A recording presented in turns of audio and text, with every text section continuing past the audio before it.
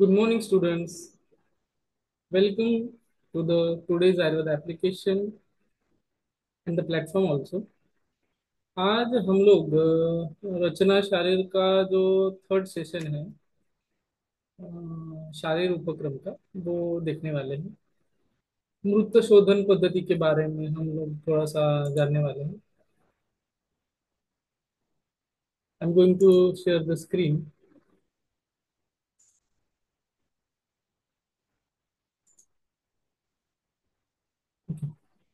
तर काल मुख्यतः लेक्चर जे आहे मराठी पुस्तकातून अथवा नोट्स मधून म्हणूया चालणार आहे.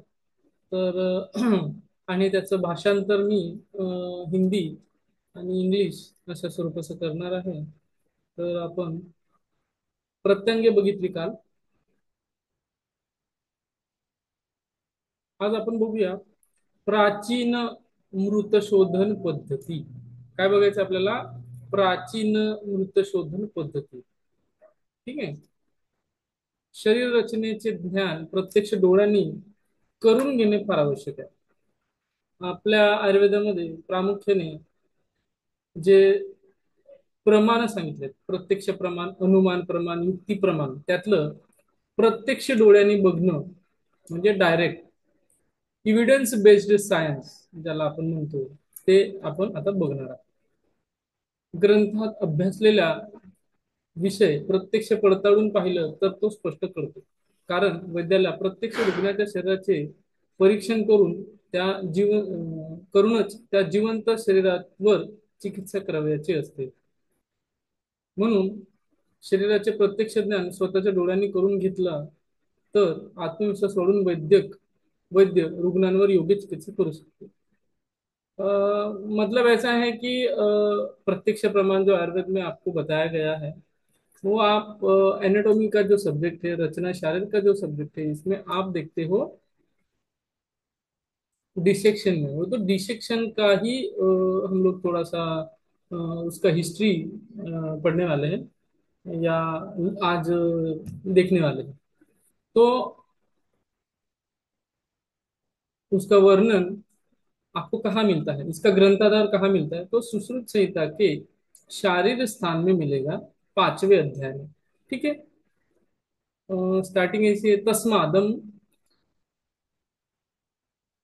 तस्मान्नि संशयं ज्ञानं भूत्वं शल्यस्य वाञ्छता सोदयित्वा मृतं सम्यक दृष्टो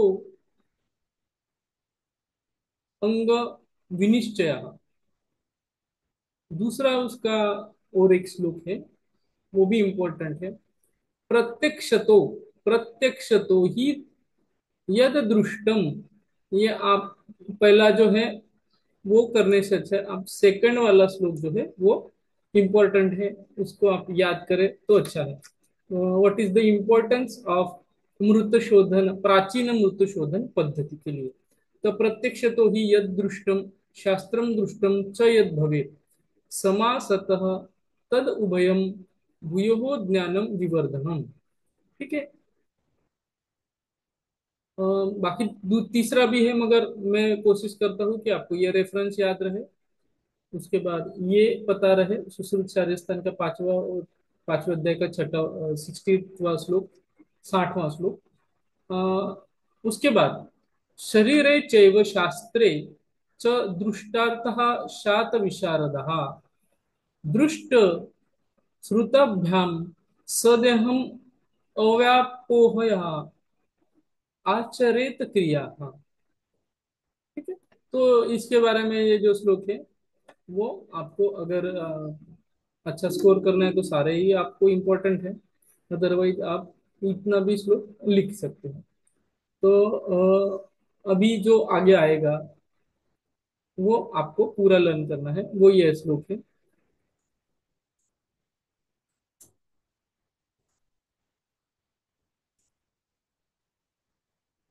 ये आपको बाय हार्ट करना है सभी को। ये वीवीआईएमपी श्लोक है और इसके लिए 10 मार्क का क्वेश्चन आता है, तो ये आप धीरे धीरे बायफरकेट कर करके ये आप श्लोक पढ़ सकते हो, रिसाइट कर सकते हो।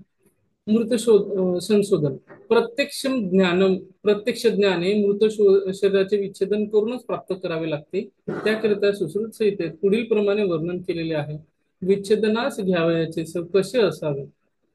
हं? शव कसे असावे याबद्दल त्यांनी प्रथम सांगितलेलं आहे. मतलब शव होता है या डेड बॉडी होता है, वो कैसी होनी चाहिए उसके बारे में सुश्रुत संहिता के 5वें अध्याय के 61वें श्लोक में आपको मिलता है. तो हम लोग वो देखेंगे. समस्तम समस्त गात्रम अविशोपहा विशोपहम अदीर्घ व्याधि पीडितकम अवर्ष शतकम निसृष्ट निसृष्ट अंत्र पुरुष पुरुषम वहन्त्याम आपगायाम निबद्धम पंजरस्थम मुंजवल्कल कुश क्षणादीनाम अन्यन अन्यता अन्यतामेन अवेष्टेताम अवेष्टांगम अप्रकाशे देशे कोथयेत सम्यक प्रकुथितम च अद उद्य उद्घृत्य ततो देहम सप्तरात्रात उशीर बाल वेणुवल्कल पुर्चाणाम अन्यतमे अन्यतमेन शनैः